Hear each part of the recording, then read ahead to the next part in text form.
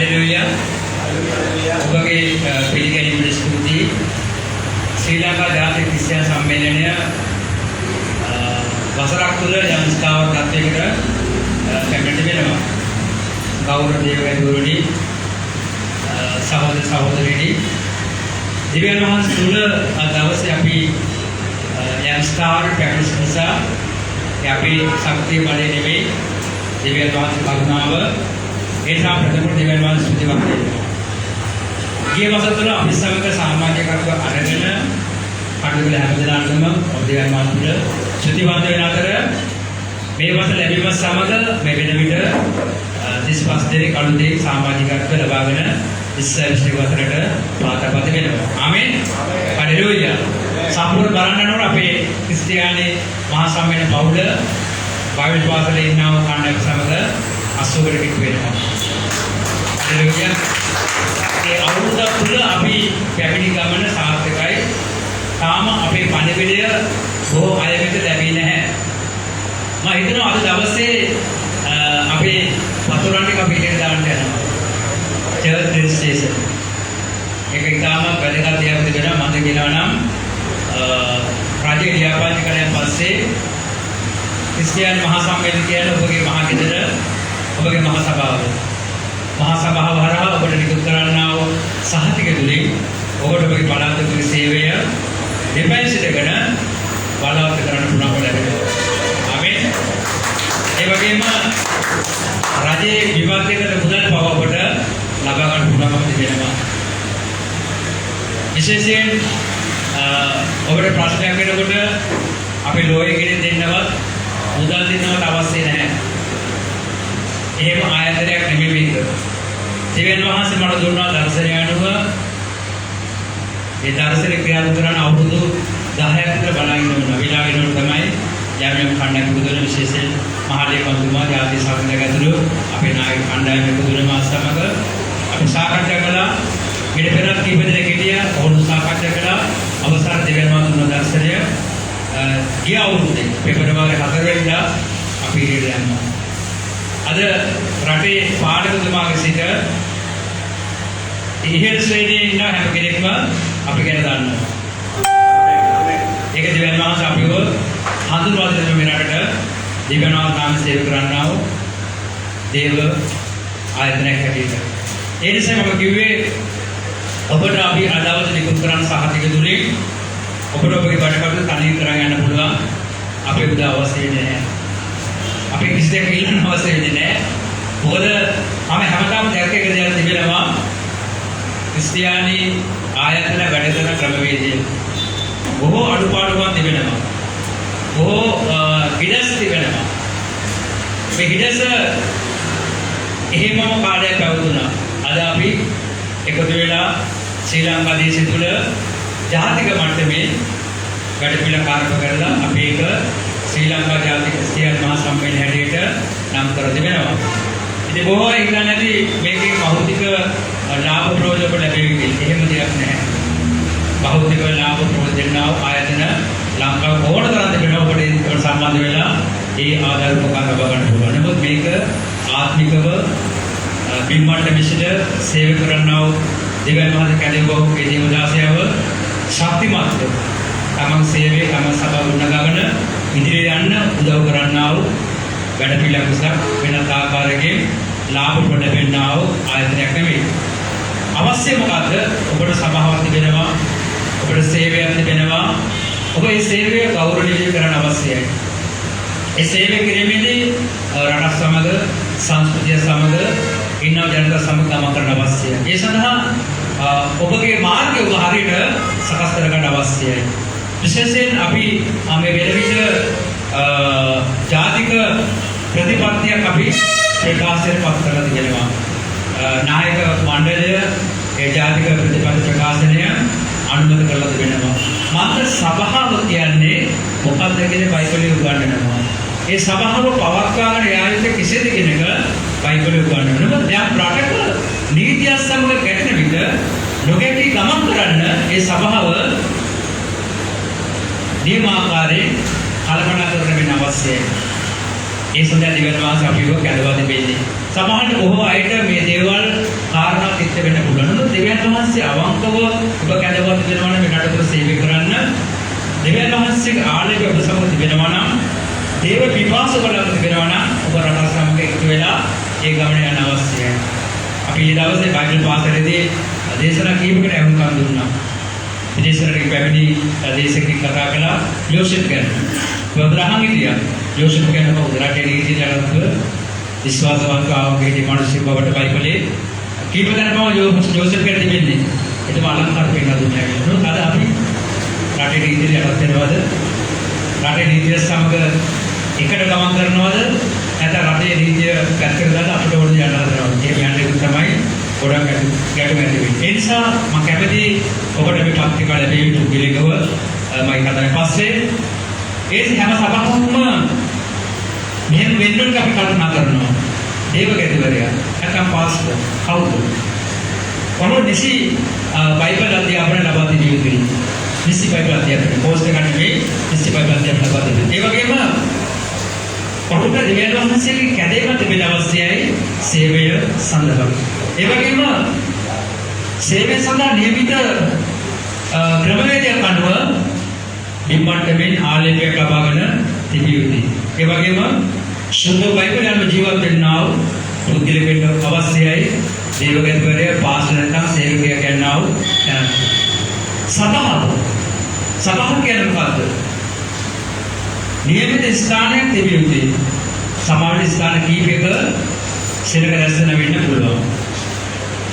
අපේ පරිසරයට බාධා නොවන ආකාරයෙන් ඒ සභාවේ රැස්වීම පැවැත්විය යුතුයි. ඊළඟට සතිපතා නියම කරලා දිනක වේලාවක සභාව අඛණ්ඩව රැස්විය යුතුයි. එම රැස්වෙන සභාවට නමක් තිබිය යුතුයි. ඒ වගේම සිය සභාවක් ලෙස පිළිගැනීම නම් බයිබලයේ අනුව දෙදෙනෙක් හෝ දෙදෙනෙක් සිටීම සෑහේ. එහෙත් රටේ නීතිය අනුව අනුව ගානේ ඒ විස්තර නමස්කාර කරන්න 15 දෙනෙක්ව සිටිය යුතු බව අපි පිළිඅරගෙන තිබෙනවා. ඊළඟට සමාජිකයන් ලෙස නම් ලබන්නේ බෞද්ධ ගතයි පමණයි. සම්පූර්ණ නිල්වා බෞද්ධ ගතයි පමණයි.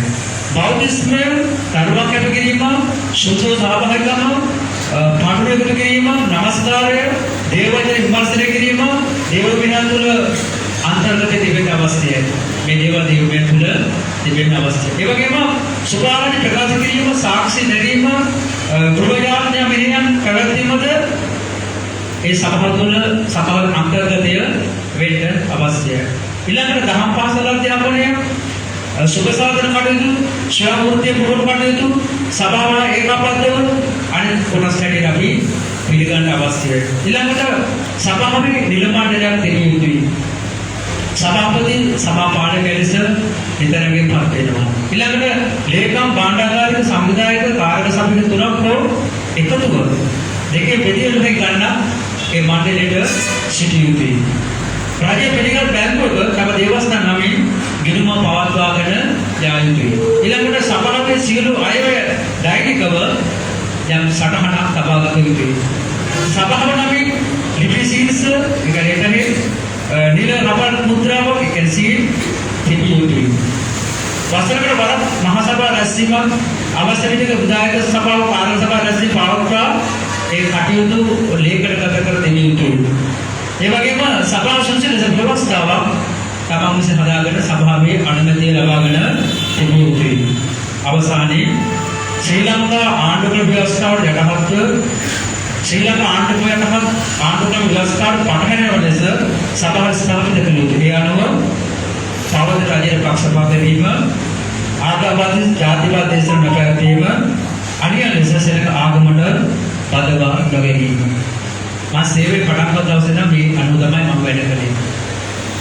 2009 දී ලෝතර සභාව මම පූජකවරයෙක් දේවගැතිවරයෙක් මාව නඩුවකට පැටලුවා. ඇමරිකන් කණ්ඩායම. එතකොට මට විරුද්ධව කතා කළේ රාමේශ සිල්වා කියන විඥානවරයා. එතකොට ඒ නඩුවට පිටින්න මට මොනවද අවශ්‍ය වුනේ? මා සභාවේ වාර්ෂික වාර්තාව එතන ගියන් පස්සේ නිල මණ්ඩලය, ආරක්ෂක සභාව, ගිණුම් වාර්තාවල් මේ හැමදේම සමග සභාවේ සමාජිකයන්ගේ නම් දැස් පිටපත් තමයි මම නඩුවට පිටින්නේ. අවසාන මොහොතේ නාට්‍යවේදී මගේ ආරම්භ සාධික ඉදිරිපත් කළා. මගේ තිබ්බ දේවස්ථානයේ ප්‍රින්ට් කරපු හැම ලියවිල්ලකට කොට කැලෙන්ඩර්ස් තිබ්බා. ඒක ඉදිරිපත් කළා. අක්ෂේත්‍ර බුද්ධ සභාව ඇමරිකන් කට්ටියට කට උත්තර ලැබුණා. අවසානයේ මම ඒගොල්ලෝ කතා කරලා කිව්වා සභාව යහපැත්ත දෙන්නේ මම මේ නඩුවට අකමැති දිව්‍යන් වහන්සේ පුත්‍ර සභාව කියන්නේ දිව්‍යන් වහන්සේ වචන හොඳ දන්නවා සම්මත. සමාජයට වැඩ කරන පූජකවරයෙක්ව එතන ගෙලවන්න බැරි නිසා නීතියානුකූලව වක්‍ර වෙනකොට ඒගොල්ලෝ වැඩ කරනවා. අවසරම ඒගොල්ලෝ කතා කරුවා ඕගොල්ලෝ දේවස්ථාන තියාගන්න, ඉඩම තියාගන්න මේ වැඩේ වැරදි බයිබලයේ කොහෙද තියෙන්නේ මේ වගේ දේවල් කරන්න. මම නඩුවක අවුරුදු 10ක් 15ක් කියලා හරි මට මේක ගන්න පුළුවන්. මට වැඩක් නැහැ. දිව්‍යන් වහන්සේ කැදෙව්වේ දීපවල නඩු කියන්නේ නෙවෙයි. මා කැදෙව්වේ දිව්‍යන් වහන්සේ සේවය කරන්නේ. මම උත්සාහයට එනේන වාරයක් ගන්න දිව්‍යන් වහන්සේ මුදල්සක් කාලේ කියලා අපත යනවා. මට ලක්ෂ 16ක් විදවලා තියෙනවා. මාර්ගාවල මේක දීලා අවුරුදු දෙකක් ඇතුළත මම විදහාස කරනවා. කොහොමද විදහාස කරන්නේ? කොහොමද? හැමලේවිලම මේ මත තිබෙන නිසා සභාව කියන්නේ රාජ්‍ය සමග කටයුතු කරන්න, නීතිය සමග කටයුතු කරන්න අපි පිළිගන්න අවශ්‍යයි. මේන්ලයින් චර්චස් ප්‍රධාන සභාවල්, කතෝලික සභාවල් මේ ක්‍රමයෙන් අනුගමනය කරනවා. ස්වාධීනව කතු පිපින්නා වගේ ආනන්ද සභාවල් තුළ මේ දේවල් නැහැ. ඒක මොකද වෙන්නේ රජයවත් ඊළ දැන් අපිව පිළිගන්නේ නැහැ. අපි යමක් කරගන්න කියන පුද්ගලික දේශපාලන හිතවත්කම් තුළ අපිට මේ දේවල් කරගන්න පුළුවන්. ජාතික මට්ටමේ රාජ්‍ය මට්ටමේ අපිට කිසිම දෙයක් කරගන්න බැහැ. ඒ නිසා කවදාවත් ඔබගේ සභාව රජයේ ලියාපදිංචි සභාවකට පිළිගන්නේ නැහැ. මේක මගේ හදවතට විශාල වේදනාවක්, විශාල පිපාසයක්. මම යම් දවසක මගේ ආත්මීය සභාව පිටමේ අපගේ සංස්කෘතික අමාත්‍ය අංශයට ඊට පස්සේ මුදල් වල ජෝස්ව නබා ගන්න. එයා මගේ හුවා එතනදාරේ ඇයි මුදල් ගෙවන්නේ? අවුරුද්දකට ක්‍රිස්තියානි සභාව පිටමේ මෙහෙම මුදල මහා භාණ්ඩාගාරය අපිට යොමු කරනවා. මේක ගන්න ඕනේ ඉන්නේ නැවත ආපහු යනවා. අපිට මහා භාණ්ඩ මුදල් අවශ්‍ය නැහැ. නමුත් ඒක යම්කිසි වරප්‍රසාදයක් තිබෙනවා දිව්‍යන් වහන්සේ නමේ තමයි සභාවවල වැඩ කරගන්න ඇවිල්ලා. ලැබෙන්නේ ඇයි? අපි දේව වචනයකට කතා කරනවා. සුදාහතන් වහන්සේ ආලේප ක්‍රියා කරනවා. නමුත් රට ගැන, සංස්කෘතිය ගැන, විමර්ශන ගැන කිසිම සංවිධාන ශක්තියක් පසුබිමක් නැහැ. අද දවසේ ජාතික ක්‍රිස්තියානි සම්මේලන ගොඩනගා තිබෙන්නේ මේ අඩුව පුරවලා ඔබ දෙපැත්තකට ඔබගේ පළාතේ ඔබගේ සේවය කරමින් යනවා දකින්න. ඒ සේවය කරන පළාතේ සංස්කෘතිය, දේශපාලනය, ඒ වගේ හැම පැතිකඩක් ඔබට ආශිර්වාද වෙන ආකාරයි. පළාතේ මාතෘතුමා, පළාතේ පොලිසිය ඕවාජ පවා ඔබ සමග සුවඳව ක්‍රියා කරන ආකාරයේ වැඩ පිළිවෙල අපි සකස් කළ දෙන්නේ. ඒතර ඔබ මූලධර්මවාදීව, ආගම්වාදීව නැත්නම් ත්‍රස්තවාදීව නෙමෙයි. මොසස්ගේ ගමන යනවා, එලියාගේ ගමන යනවා, එලිසාගේ ගමන යනවා, පෞතුමාගේ ගමන යනවා, යේසුස් වහන්සේ ගොරෝගේ ගමන යනවා. දේව මනුෂ්‍ය. බයිබල් ඉතිහාසය බලන්න හැම දේව දාසයෙක්ම දිව්‍යන් වහන්සේ තුළ රටක් ගමන් කළේ, දේශයක ගමන් කළේ, රටේ පාලකයෙක් ගමන් කළේ, රටේ ආණ්ඩුකාරයෙක් ගමන් කළේ. සමහර ආණ්ඩුකාරවෝ පිළිගත්තා, සමහර ආණ්ඩුකාරවෝ මරන්න හැදුවා. නමුත් ඔහු ජය ගත්තා. අපි කොහෙද ඉන්නේ? අපි සැඟවුණු බලල් පැටවුණා සමාන. ඇයි? අපේ තිබෙන හදාගන්න ගොඩක් දේවල් අපිව හදාගන්න අකමැති. ඒ දැන් අපි ඉන්න අකමැති. වැරදි අරමුණු බොහෝ අය සමහරවට රෝපණය වෙනවා. පුද්ගලික අපි මතක කරගෙන එහෙමනම් දේව දරුවෝනි. දෙවියන් වහන්සේ ඔබම කැදපත් කරන මේ රට සේවය කරන්න. අපි මේ රට ගලව ගන්න අවශ්‍යයි. මේ රටේ හැම අස්සක් මුලක් නැරම අපි සුභාරණ ප්‍රකාශ කරන්න අවශ්‍යයි. එහෙමනම් අපි ඒ සඳහා අපේ බිම් මට්ටම අපි හදා ගන්න අවශ්‍යයි. අපේ බිම් මට්ටම ශක්තිමත් නැත්නම් අපිට කවදා මේ ගමන යන්න හම්බෙන්නේ නැහැ. අපි කාටද දේශනා කරන්න යන්නේ? කාටද සුභාරණ දෙන්න යන්නේ? තවත් සභාවක පොරකදරකට බැටවන්නේ නැහැ. මේ රටේ ජීවත් අංශයකට. එහෙමනම් ඒ අංශයකට සුභාරණ දෙක ගෙනියන්න අපි හරි දැන හිටගෙන අපි ඒ දේ කරන්න අවශ්‍යයි. ඒ නිසා ජාතික ක්‍රිස්තියානි සම්මේලනයේ අපි පහයින්වත් කාර්ය කරන්නවත් වෙනත් නිකායක් හෝ වෙනත් ආයතනයක් සමග හැප්පෙන්නවත් නැත්නම් එතන කඩාගෙන ඇවිල්ලවත් මේක ආරම්භ කරේ නැහැ. දිව්‍යන් වහන්සේ මට යම් දර්ශනයක් දුන්නා. ඒ දර්ශනයේ මගේ නායකයන් සම්බ බෙදාගත්තා. ඔවුන් කිව්වා ඔවුන් යාඥා කළා. ඔවුන්ට දෙවියන් වහන්සේ කතා කළා. අද අපි එකතු වෙලා අපි මේ ගමන යනවා දෙවියන් වහන්සේ. ඔබ නම් හැම මොහොතකම එක දෙයක් කිව්වේ. ඔබ මේ ආයත ඉඳලා යාඥා කරන්නේ.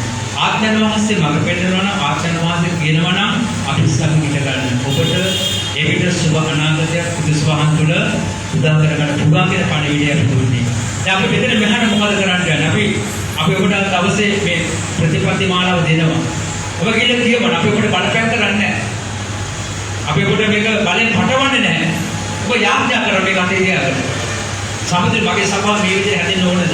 සමහරවිට මම මේ විදිහට මම හැමදේම කල්පනා කරන්න ඕන දෙකක් අතර කතා කරන්නේ. ඊට පස්සේ අවශ්‍ය කරුණු දෙනවා. ඒ අනුව ඔබට අවුරුදු දෙකක් ඇතුළත ඔබ මේ දේවල් ගොඩනගා ගන්න. අපි ඔබට කාලය දෙනවා. අවුරුදු දෙකක් කියන හැටි අපි බලාපොරොත්තු වෙනවා. මේ ප්‍රවේශිත තියෙන සභාවට පහ දෙන්නේ ඒ පහ පමණ අපි සමගින් තියෙනවා. මොකද අපිට රටේ පාලකයෙක් මේ රටේ ඉන්න ඕනම මිනිසෙක් අපිට ගනුදෙනු කරන්න නම් සුභා ප්‍රකාශ කරන්න නම් අපි හරි වෙන්න ඕනේ. අපේ පැත්තේ ගොඩාක් පැති තියාගෙන අපිට බෑ කතා කරන්න. ඒ අවුරුදු දෙකක් වගේ කාලයක් අපි ඔබට දෙනවා. ඔබට මේ කරන්න බෑ. මම විශ්වාස කරනවා දෙවියන් වහන්සේ කැතේ ඔබට මේ දේවල් අනිවාර්යයෙන් කරගන්න පුළුවන් වෙවි. ඒ සමගම පහුගිය අවුරුදු තුළ ඔබ සමග බොහෝ අය සමග අපි ගත කරන සාහනයේදී අපි බොහෝ අනුපාඩු දැක්කා.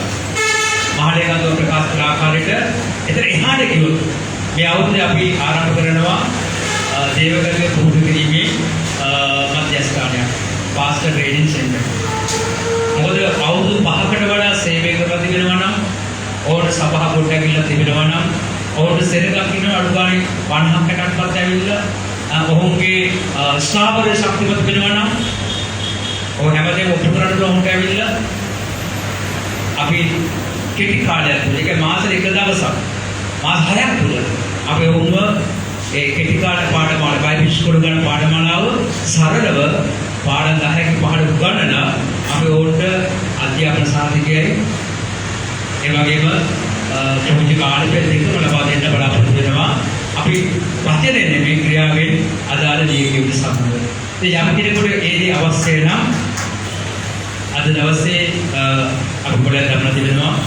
මම පාස් ක්‍රීඩේෂන් එක ඇතුළත කැමති කියලා ප්‍රකාශ කළා වෙනමයි ෆෝන් අංකය දුන්නාම මේ මාසයේ අන්තිම බ්‍රහස්පතින්දා පටන් ගන්න බලාපොරොත්තු වෙන්නේ. ඔබට ඇතුළත් වෙලා ඒ ඔබගේ සේවය දෙපෙන්න අඩුපාඩුව සමහරවිට ඒකට ගෙවන්න වෙනවා යම් පුදයක්. මොකද ඔබට කැම වේලා දෙන්න ඕනේ, උදේට දෙකක් දෙන්න ඕනේ, හවසට දෙකක් දෙන්න ඕනේ. උදේ 9ට පටන් ගන්න හවස 5 වෙනකම් එක තිබෙනවා වෙයිලා. ඊළඟට ෆියුස් හදන්න ඕනේ. රුපියල් 1000 1500කට මුදලක් මාසික දාලා ඔබට ගෙවන්න වෙනවා. බයිබල් පාසල පුරුදුලා කරන්නේ බයිබල් පාසල මෙලෙසම කරගන්නේ ඒක අවුරුද්දේ පාඩමාවක් හැටියට. ඒ නිසා ඒ වැඩ පිළිවෙල අපි ආරම්භ කරන්න බලමු. ඒ සමගම දෙවියන් වහන්සේගේ උදේ මම මෙහි කර අවස්ථාවකට කතා කරන්න දෙයක්. ශ්‍රී ලංකා දේශ දිස්ත්‍රික්ක 24ක් තිබෙනවා.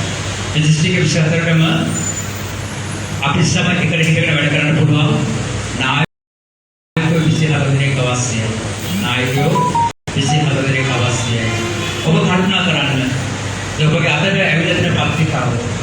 අපේ මොකද සැරස්ම මොකද කරන්න යන්නේ කියන එක ඉස්සර සඳහන් වෙනවා. ඉතින් හැම දිස්ත්‍රික්ක තුළම සභාවල් හරි සංවිධාන සංඝ ගෙනල්ලා ඒක ක්‍රියා කරන අතේ දේවල් කරන්න ඇවිල්ලා. එහි නායකත්වය ඔබට බාර වෙනවා. ඔබගේ දිස්ත්‍රික්කේ හැම සභාවකම ඔබ කතා කරලා ඔවුන් අපේ සමාජිකත්වය ලබා දීලා ඔබ ඒ පළාතේ නායකයෙක් වැඩ කරන අවුරුදු 3ක් මම මේක නායකයන්ට කිව්වේ නැහැ. අවුරුදු 3කට දිව්‍යමාන සඳේ කතා කරේ. මම දිව්‍යමාන සඳේ කතා කළා මම මොනවද කතා කරන්න කියන එක ඇවිල්ලා. දිව්‍යමාන සමාජයේ පිටතර දුන්නට ඒක කියන එක හිතන්නේ කවුරුත් විරුද්ධ වෙයි කියලා. අවුරුදු 3ක් අපන්න වැඩ කරනකොට ඔබට ආචාර්ය ගෞරව නාමයක් දෙනවා. අවුරුදු 3ක්. ඔය සියලු ගෞරව නාම දෙන්න අපට බලය තිබෙනවා. අවුරුදු 3ක් වැඩ කරනකොට ආචාර්ය ගෞරව නාමයක් ලැබෙනවා. අවුරුදු 5ක් වැඩ කරනකොට ඇවිල්ලා පළාත් 9ට අපිට බිෂප් නාම දෙයක් අවශ්‍යයි. පළාත් 9ට බිෂප් නාම දෙයක් අපි සාකච්ඡා කරලා වැඩ කරන හොඳයි පළාත් 9ට අපි බිෂප් නාම දෙයක් පත් කරන බලපොරොත්තු වෙනවා. ඒකලෝ හදලා අහමුදර වල දෙවේ අවක්ක දිව්‍යන් වහන්සේ ගමන් කරන්නා වූ ඒ දේවදාසයන්ට අපි දෙන්නේ. මොකද අපිව දෙන්නේ කොටද? ඔබට වැඩ කරන්න පහසු වෙන ආකාරයට. ඉතින් දෙවියන් වහන්සේ අදෝදේ මට කිව්වලු මොනවද කතා කරන්න කියලා දෙවියන් වහන්සේ අහනකොට මට අද දෙවියන් මේ විදිහට සංවිධානය කරනවා. ඒක මොහොතක දෙවියන් වහන්සේ අපට දර්ශන දුන්නාද මිශ්‍ර දේශය තුල කොහොමද ක්‍රියාත්මක වෙන්නේ කියන එක අද අපි දෙවියන් වහන්සේ මට කතා කරලා කියනවා මේ දේ කරපුවම පස්සේ අපි එකතු වෙන්නා වූ දේවදාස දාසින් සමග මම විතර මගේ නායකයන්ට යුද්ධ වෙන්නේ නැති වෙවි මේක දෙවියන් වහන්සේ මගේ හිතට දැනුම දේව ප්‍රකාශ කරන්නේ අපි තීන්දුවක් කරන්නේ නැහැ තීරණයක් කරන්නේ නැහැ අපි නායකයන්ටම ලබන සතියේ ඉඳලා අපි රැස් වෙනවා රැස් වෙලා අපි සාකච්ඡා කරලා අපිට මේක එක තත්ත්වෙ මත අපිට ශ්‍රී කරගන්නවා දෙවියන් වහන්සේ ඔබට කතා කරලා මට කතා කරනවා නම් ඒක අපට වළක්වන්න බැහැ උන්වහන්සේ මගේ හදවතට දැන්මම දෙයි එහෙනම් අද කතෝලික සභාවට හා සමානව ප්‍රධාන සභාව සමානව ස්වභාවික සභාව ශක්තිමත් වෙලා බලවත් වෙලා ඉදිරියට එන විට මේ ශ්‍රී ලංකා දේශයේ දෙවියන් වහන්සේ ආලෝකය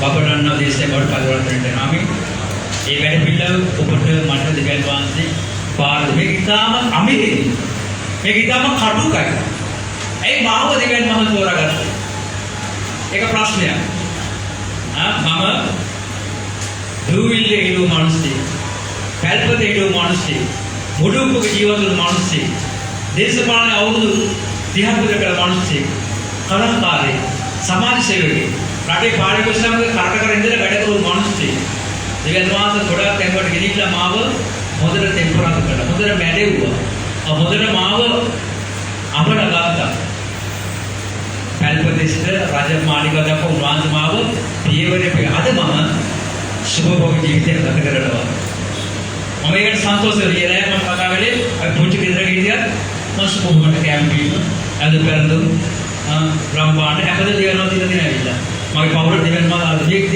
එන්න මම අවුරුදු 7ක් විතර දුක් විඳා අවුරුදු 7 පොඩි කාලේ නෙමෙයි අවුරුදු 7ක් මට ඉන්න පැලක් තිබෙන්නේ නැහැ යන්න වැසිකිලියක් තිබෙන්නේ නැහැ නාන කාමරයක් තිබෙන්නේ නැහැ එහෙම කොළඹ නගරේ පේමන්ට් එකේ මිනිස්සෙක් මම දේශපාලන සමග උරිමඩ ගැටලා වැඩ කරපු මිනිස්සෙක් මම ඇවිල්ලා කොළඹ නගරේ මහල් නිවාස ගොඩනගපු මිනිස්සෙක් මම හිටපු රණසිංහ ප්‍රේමදාස යනම කාලයක් ඒ වගේ දේවල් වලට යමනකොට මේ ළඟදී මන්ත්‍රීවරුන්ට කතා කරලා මොකද කිව්වේ ඔබතුමා ඉන්දෝනේ නගරාධිපති හැටියට කොළඹ එහෙම නැත්නම් පාර්ලිමේන්තුව මම කිව්වා මේ දෙකවල මේ මහත්සේ බාව උන්වහන්සේ පූජකවරයෙක් පත් කළ තිබෙනවා උන්වහන්සේ රාජ්‍ය මන්ත්‍රීතුමා කැඳ දුක් වෙන කරනවා ගොඩාක් පළාත සභාපති ජයසිලම කතා කරා මම ඉන්දෝට එයාගේ බෞද්ධක දකින්න ආත්ම බුදකට වඩා ඉර දැන් මම දැන් ඉන්නවා කියලා එයා ඇවිල්ලා මගේ ගෙදර පෙරට්ට කළා එන්න දේශපාලන එන්න දෙපැත්තම කතා කරනවා දෙවියන් වහන්සේ මෙහෙම අධ්‍යක්ෂ ලබා දුන්න උන්වහන්සේ රාජ්‍ය ගුණගණ සිස්ටර් ඒ පළාත කියලා සැපොත් ඊට වඩා අටුකොණ මිහිරුණා දෙවියන් සේවය මට වර්ධනද ඒක මිනිස්සු ගලව ගන්න පුළුවන් නම් ලබන සතියේ අපි මේ විදිහට සභාවේ බෞද්ධ කරනවා විනාශන බව අන්තකාර ජීවිත දෙවියන් වහන්සේ අපි ආවද විදිහට මන්ත්‍රවල මේ කරන්න බෑ ජනාධිපති මේ කරන්න බෑ පාර්ලිමේන්තු මේ කරන්න බෑ විමණ්ඩ වින්නා වූ අන්තකාර ජීවිත වලට ආඩව දෙන්න මේ ලෝකෙ කිසියෙත් බෑ දෙවියන් වහන්සේ පුළුවන් දෙවියන් වහන්සේ නාම කරනවා විමණ්ඩ ජීවත් වෙනවා ඔබටයි මටයි විතරයි ඒ දේ කරන්න පුළුවන් ආමේන් ඒ මට කියන්නේ මේක විතරයි ඒ නිසා දවසේ ඔබට මම කියන්න කැමති මේ කතාව ගැන හොඳට හිතන්න බලන්න හොඳ තීරණයක් ගන්න කවුද දිස්ත්‍රික්කේ නායක වෙන්න යන්නේ අවුරුදු 3ක් වැඩ කරන්න අපිට දැනුම් දෙන්න ඊළඟට අවුරුදු 5කට පස්සේ කවුද බිෂප්වර වෙන්න යන්නේ ඔබ වැඩ කරන අතරේ ඔබම තමයි තෝරාගෙන පත් කරගන්න යන්නේ ඒ වගේම මේ අවුරුද්දේ මගේ නායක කණ්ඩායමට ඉන්නක් ඉපදෙනකොට දේශපාලන ලංකාපුත්‍ර නාමය දෙන්න යනවා මේ මාසෙ වෙනකොට ඇවිල්ලා මොකද ඔහු වැඩ කරනවා මොකද ඔහුට පඩි ගෙවන්න නැහැ ඇවිල්ලා අවුරුද්දේ බස් එකට අති බීදම් කරලා ඇවිල්ලා තියෙන්නේ ඇවිල්ලා ඒ ඔහුට ඔහුගේ සේවය සාර්ථක කරගන්න අපි දේශපාලන ලංකාපුත්‍ර නාමය දෙනවා හැමදේම දෙවියන් වහන්සේ දීලා ඉවරයි දුක් විඳ මට දෙවියන් වහන්සේ හැම වරප්‍රසාද දීලා ඉවරයි ඒ වරප්‍රසාද කිසිය සමයලා ඔබට මෙතන බලන්න කිව්වා මට තියාගෙන පිළිපෙට්ටේ ගෙනියන්න මේ රට වෙනුවෙන් රටේ වැඩ කරන්නා වූ දේව ජනතාවට ආමේන්. හalleluya.